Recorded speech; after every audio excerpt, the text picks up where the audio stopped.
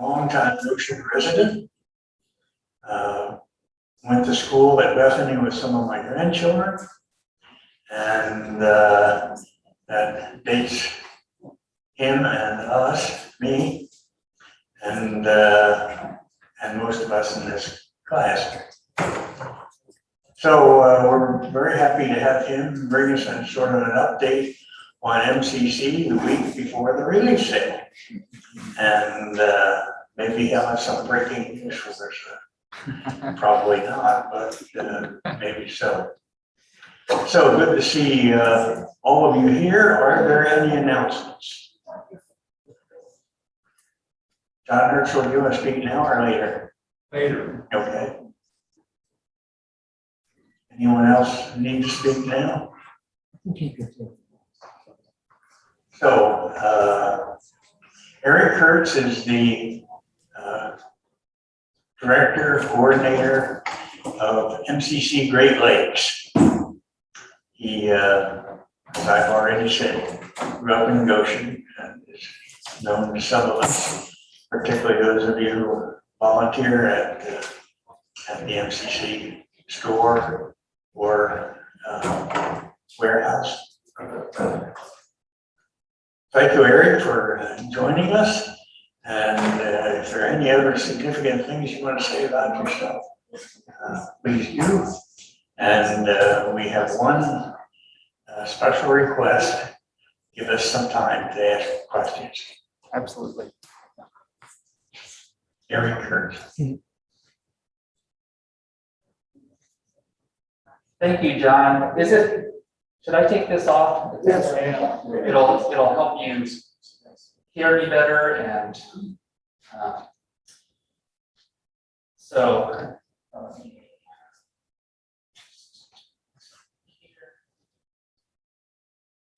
yes, thanks for the invitation, John. Really appreciate the opportunity to be here. I know many of you know me. Some of you knew me when I was in diapers. That's a little embarrassing. So, and also those on the call, on Zoom, on screen, welcome. Glad you could join us. I guess I'm looking at you here, but glad that this can go out to a lot of people. So yes, Eric Kurtz, I'm the Executive Director for MCC Great Lakes. MCC Great Lakes is one of the 4 regional offices in the U.S. and one of the questions John asked me in preparing this, first to give a bit of an update of MCC and also to talk a little bit about why do we have a Great Lakes office. So I'll hope to get to that later. And then yes, it is the week before the relief sale. So a good time to talk about MCC and remind you why that is happening. So I'm going to share my screen with you.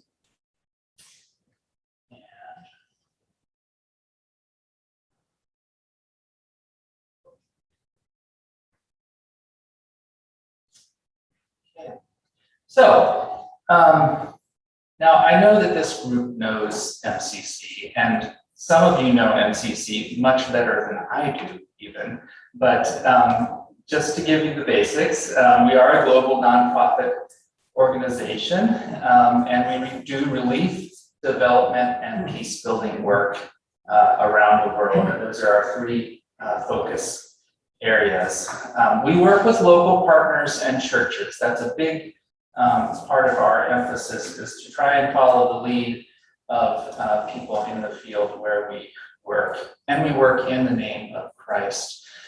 We are a ministry of Anabaptist churches worldwide, and that includes not just Mennonite, but Amish, Beachy Amish, Mennonite Brethren, Brethren in Christ, and those are the official supporting groups, but many other people of faith within the Anabaptist fold and within the global Christian community and with other faiths around the world are who we work with.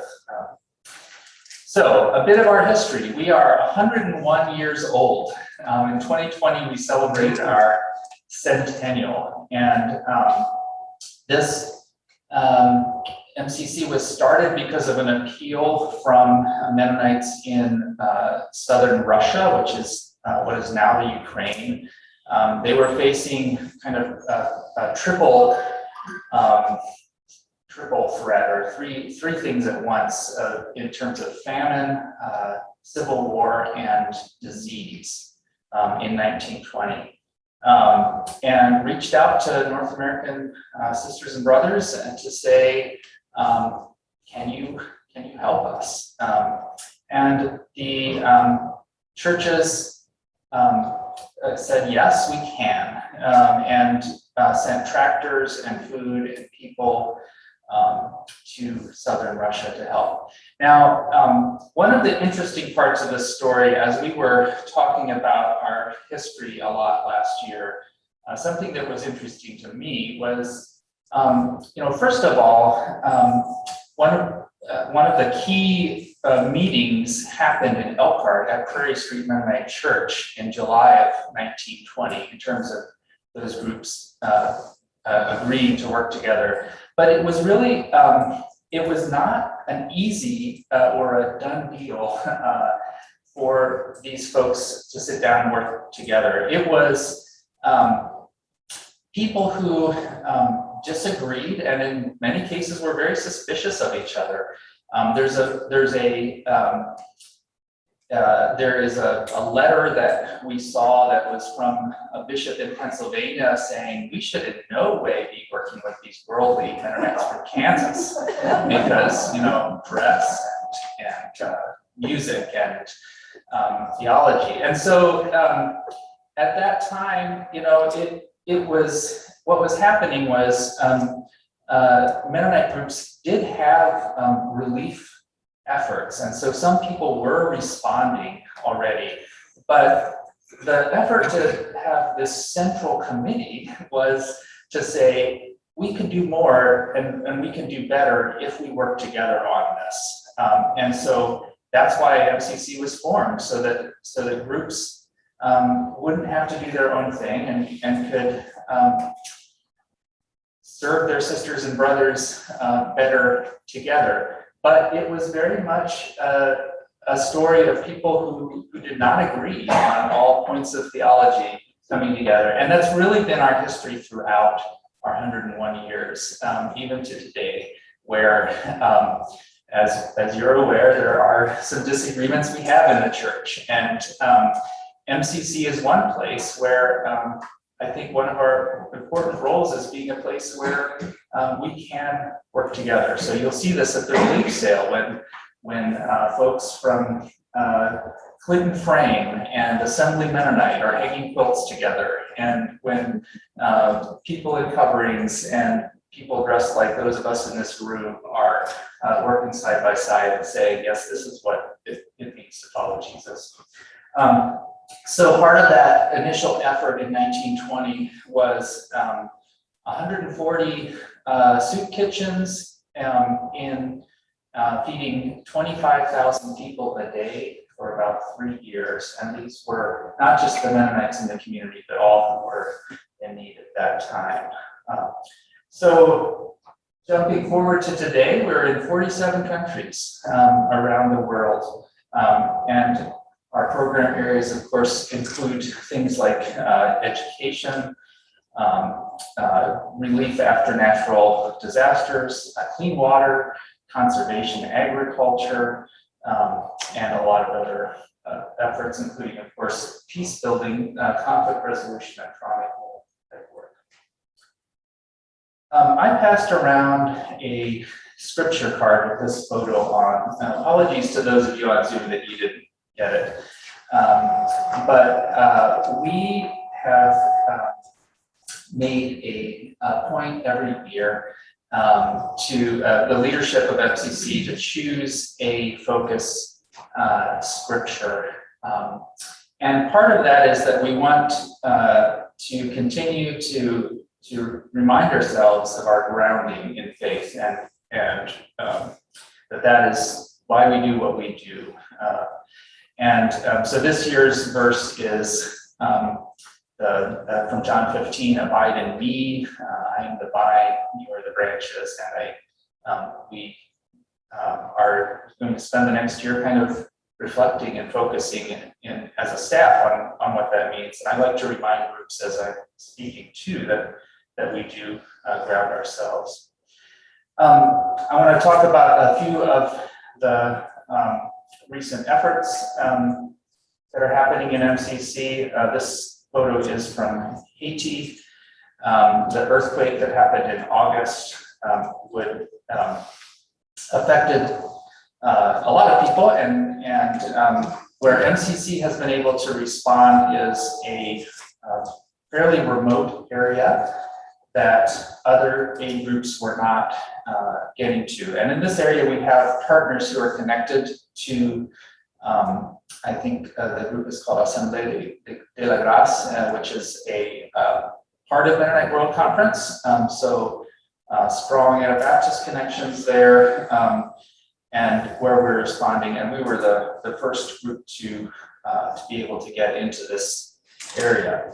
We, some of you know Paul Shetler-Fast. He is the Global Health Coordinator and for MCC, and he's here helping to load up relief kits and, hygiene kits, and the canned meat also went on this plane. It was a MAF, Missionary Aviation Fellowship plane that flew the meat and kits to this area, and it was an area of Haiti that was impossible to get to by road, so we were had to partner with MAF on that. But I think it's an example of, I mean, first of all, trying to respond, in an area where we're already working with partners that we know. And in many cases, when MCC is responding to disasters, we do try to get to places where other organizations are not able to get to. I don't have a photo of this, but another place, of course, that's in the news right now is Afghanistan. And MCC has had a program there since 2003. And we have been working mostly in literacy, education, and health. And the first thing to say is that there's not a lot I can say or that I even know about that, just because of the sensitivity of the situation. But we know that our staff and partners are safe. We don't have any North American staff in Afghanistan at the moment. And honestly, you've probably seen news reports that have said that the future is uncertain in terms of what our partners are going to be able to do. There's just a lot that's unknown. So high profile in the news areas are some places we respond. Some places we respond are less in the news. And I'll talk about that in a minute. But part of our response over the last year has been around COVID, of course. And when the pandemic started, we were very concerned that we would not have the ability to respond, partly because it was so uncertain how this would affect our finances. Thrift shops were closing, relief sales were canceling, the stock market was tanking, and we didn't know how people would be able to give.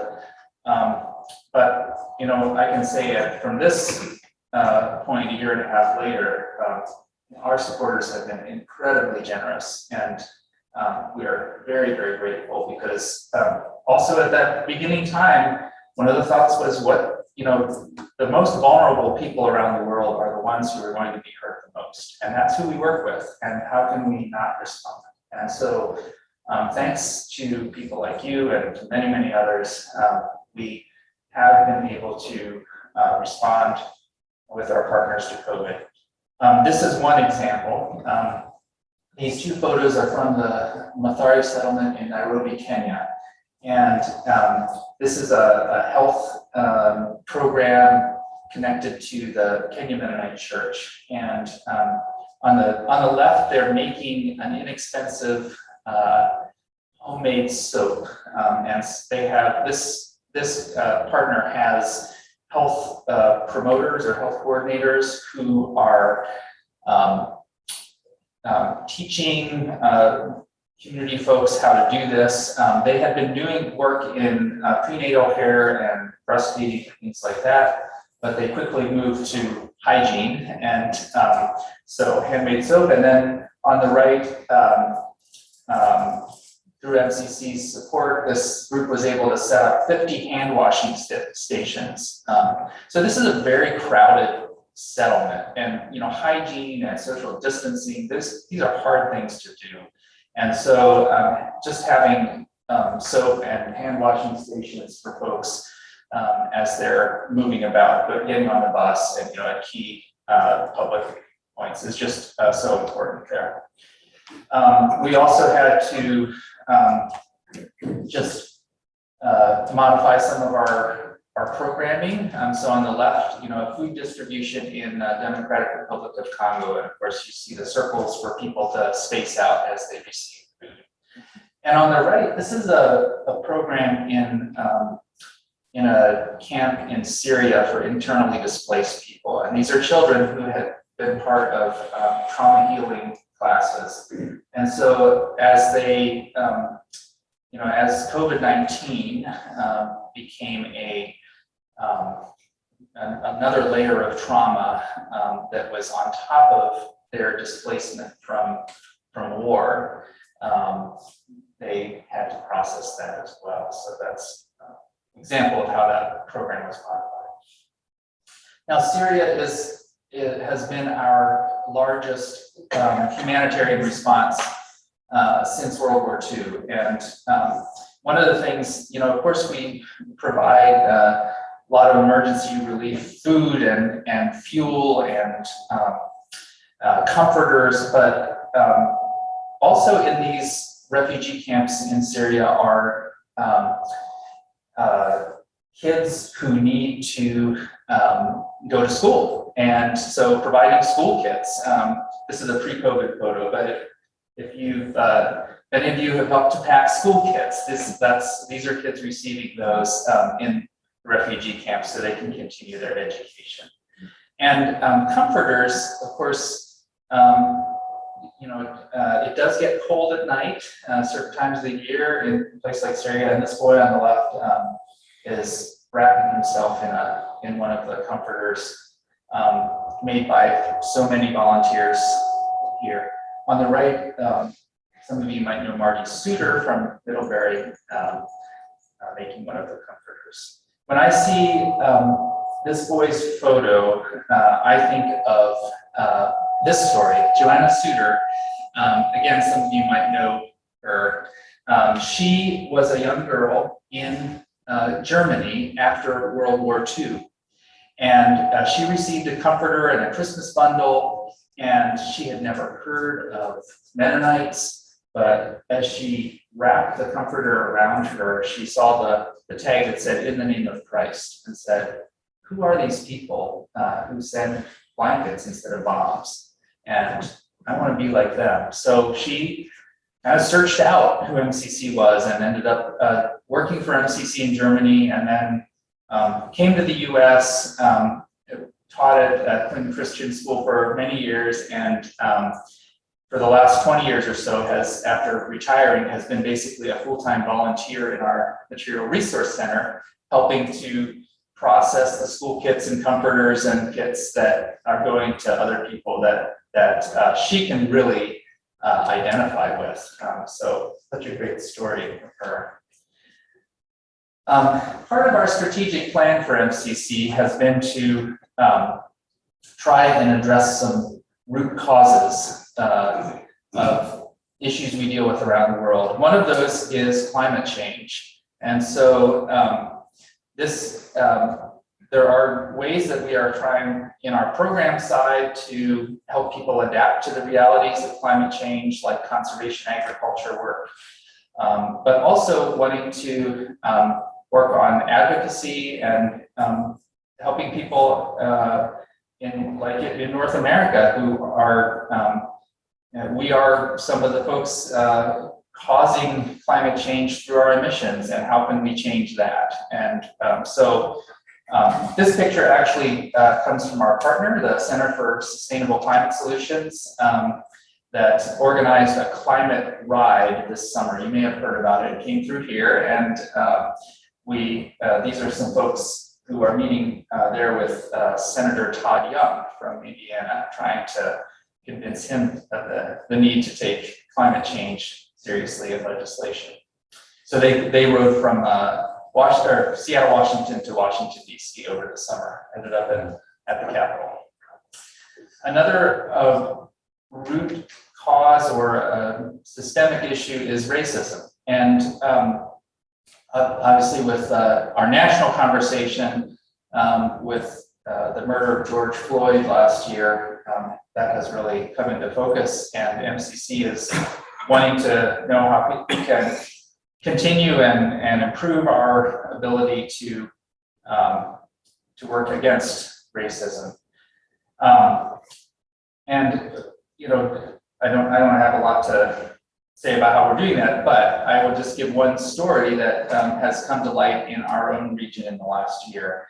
This picture is this house is on a piece of property that we bought in West Virginia. So as MCC Great Lakes, we administer a program called SWAP, Sharing with Appalachian People. It's a housing ministry in Kentucky and West Virginia. And last year we bought some land that we bought. It included a big vacant area that we wanted for parking, and it also included this house, which we didn't necessarily need, but it came with the property. And so I'm kind of trying to figure out, what do we do with this? Our coordinator there started to dig and look into the history of this. And she used to be a high school history teacher, so that she was very interested in the history, and found out that this house was a nurse's station for a hospital. And the hospital was on the vacant land. I mean, it burned before we came into possession of the land.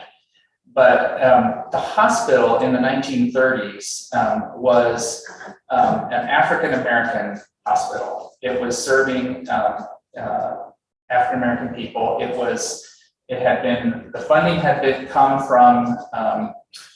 been raised by an African-American doctor at the time, and he built it and hired staff. And so this nurses' home housed African-American nurses to serve in this hospital. And of course, it's very sad and angering that the reason for a hospital like this to exist, and it actually was one of the biggest African-American hospitals in the country at that time. But one of the reason, of course, for it to exist was because of segregation, because other hospitals would not serve Black people. And but it's also a great story of the resilience of the doctor and his nursing staff to be able to provide for people in, actually this community at the time was a thriving African-American community. So we discovered this, and we said, well, we have to do something about this, and we haven't figured out what that is, but we are convening some conversations with people in the community, and including some folks who are very elderly and have some memory, not quite of the hospital existing, but have been part of the community a long time, and how do we honor and recognize this history? So that's one way we're trying to address this. So back on the question of why do we exist as MCC Great Lakes, as a region? There's a couple of reasons. One is that we are really wanting to communicate with people who support us. So coming to talk to groups like you, thank you for the invitation. And we also want to support the ways that the people and the ways that are funding us. And of course, our region covers Indiana, Illinois, Michigan, Wisconsin, and Ohio, and then we go down into Kentucky and West Virginia with SWAP. So, so we have a lot of kind of centers, pockets of folks who support MCC in those areas. So one way people support us is through thrift shops. The Depot is one of about 43 shops in North America, and a big part of MCC's support. Also, what happens at the Depot is collecting kits for material resources, school kits, hygiene kits, and comforters. And the most recent kit is something called a dignity kit, and this is for girls like these girls in South Sudan who are, it provides menstrual pads and some other hygiene items for girls and young women, particularly school age, so that they can continue to go to school. In many cases, if they don't have access to hygiene and to menstrual pads, they're not able to go to school, they lose out on education. And really, studies have shown that in reducing poverty, educating girls is one of the best investments. And so this is one simple way that MCC is helping to make sure that girls continue to get an education, which I find very profound. Meat canning also happens at the Depot every year in January. And so hundreds of mostly plain folks. This is a great way where Amish and other plain folks engage. And the meat goes to people like Barnabas here in Zambia. We distribute some within the US. This is in West Virginia again with our SWAP program. This was especially important during the pandemic. And one of the places we distribute meat is in North Korea, in orphanages, especially where protein is really, really important. And when I found out that North Korea was one of the places that, it's kind of in the top 5 of places that receive the meat, that just really moved me. I felt like again, it's a country of sensitivity. We have to be careful what we say, but this is an example of trying to take seriously loving at least the people that our government says are our enemies. So the relief sale, of course, so along with thrift shops and individual contributions, the relief sale is one of the 3 ways that we raise funds for MCC. And I'm just delighted that we have, well, first of all, last year when all of them, every single one around the country had to close, there were so many creative ways that people found to continue to give, whether online options or drive-through food events. And then this year, as we've started in-person events, some of the ones that happened in the summer went off without a hitch, and we're, of course, now dealing with the Delta variant, and the relief sale has a committee has decided to move forward with it, and but they've put a number of safety precautions in place, and I feel very good about what that group has done. So come on out, be safe, wear a mask, stay outside if you can, but do come out to support the relief sale. I want to give time for questions, but I will just mention a couple really briefly. One of our focus areas is migration, and this gets to some of our program work within the US, trying to address root causes of migration. I see that in our international programming, like this is Teresa Ramirez in Guatemala, and she's part of a program to try and help her have a livelihood with agriculture. And we hear over and over from our partners that people do not want to migrate, they want to stay home, and so if they have the possibility of a livelihood, they will. And so that's part of our work in Central America. But at the same time, when it is impossible, when it is desperate, and they feel so desperate that they will risk sending their family across the desert, we feel like it's our duty to welcome folks. So we do host Borderlands learning tours. We support a number of immigration legal services like the National Immigrant Justice Center here in the ocean. And then of course, I mentioned our SWAP program already. That's housing ministry in Kentucky and West Virginia. So I think you know how you can participate by volunteering, shopping, helping pack kits, helping can meat, or donating. So I will get there for questions. Thank you very much, Eric. What questions do you have that you'd like to get before him right away? Anything surprising? Weldon? What is MCC doing currently in India to help with people who are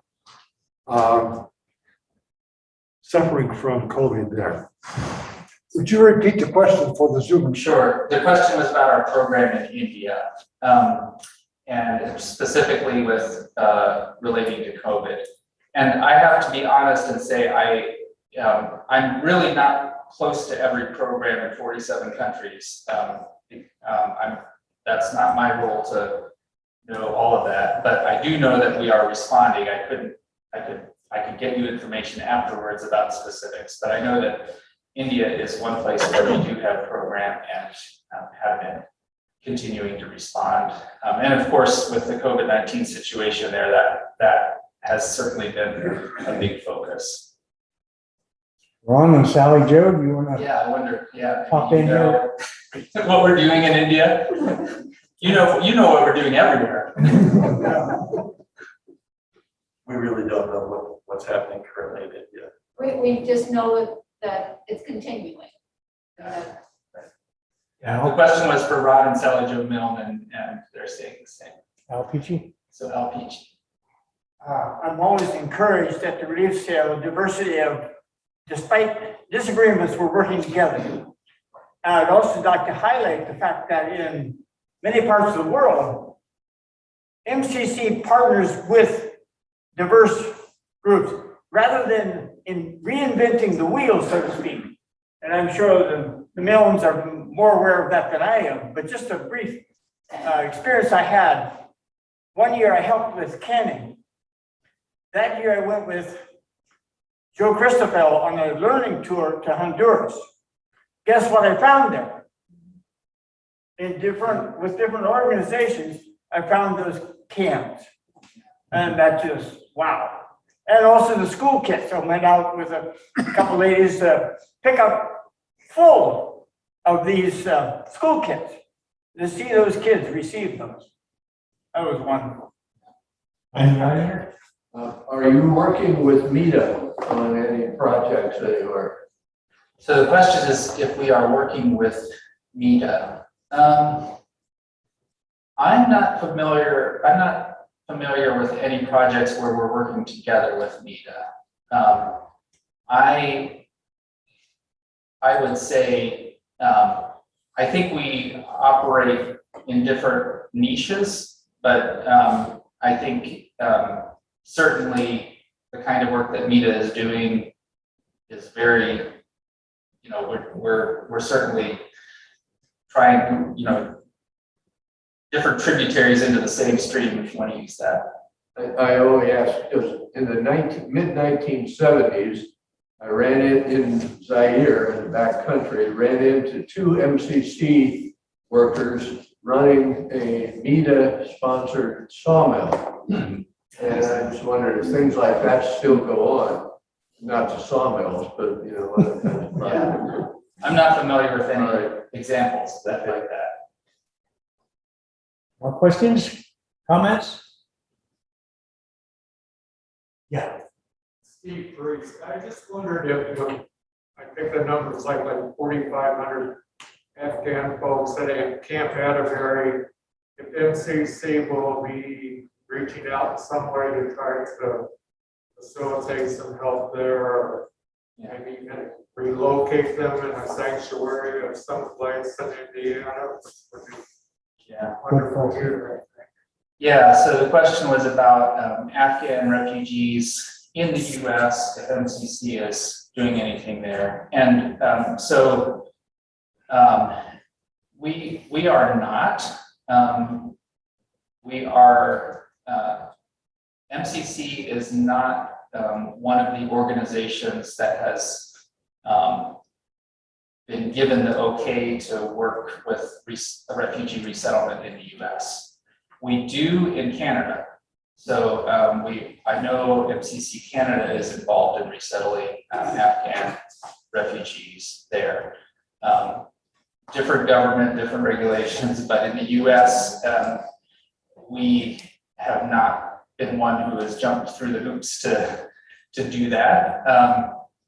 We get that question fairly often. And when people are interested, there are several organizations, which I don't have the list in front of me now, but there are other church organizations that we send people to say, you know, if you're really interested in supporting refugee resettlement, you know, in previous years it was Syria, and more recently, of course, Afghanistan. This is these are some of the organizations that are doing it. So yeah, we kind of direct people there. We have a lot of Zoomers. Are there any questions from Zoom land? Any questions from Zoom land?